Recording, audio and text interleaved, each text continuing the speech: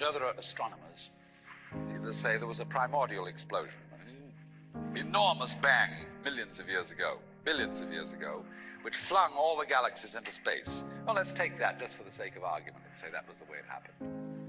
It's like you took a bottle of ink and you threw it at a wall. Smash, and all that ink spreads.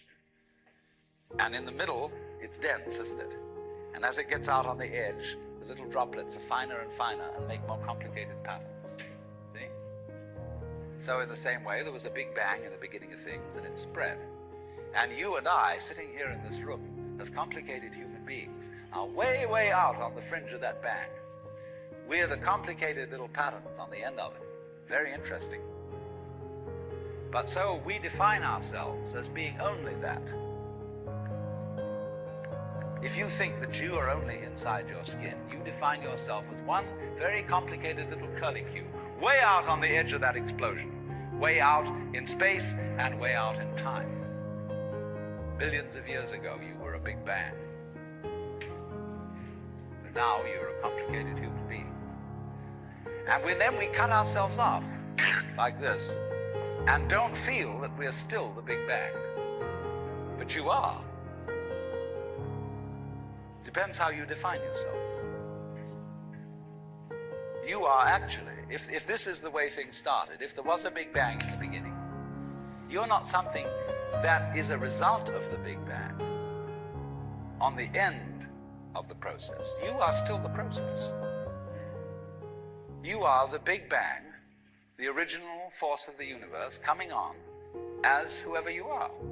See, when I meet you, I see not just what you define yourself as, Mr. So-and-so, Miss So-and-so, Mrs. So-and-so. I see every one of you as the primordial energy of the universe coming on at me in this particular way. I know I'm that too. But we've learned to define ourselves as separate from it.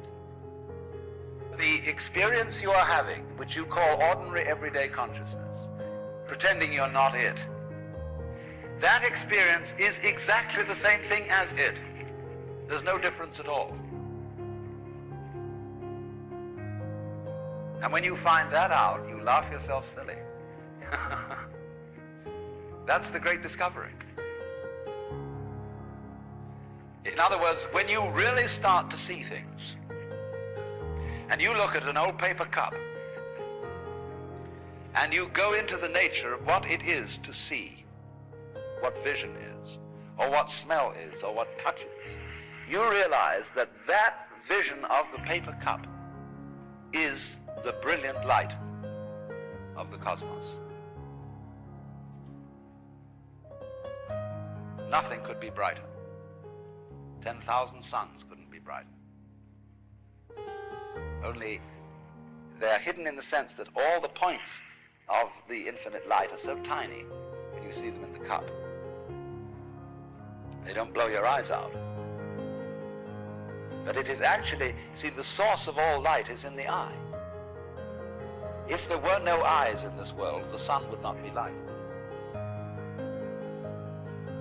You evoke light out of the universe. In the same way, you, by virtue of having a soft skin, evoke hardness out of wood. Wood is only hard in relation to a soft skin. It's your eardrum that evokes noise out of the air. You, by being this organism, call into being the whole universe of light and color and hardness and heaviness and everything.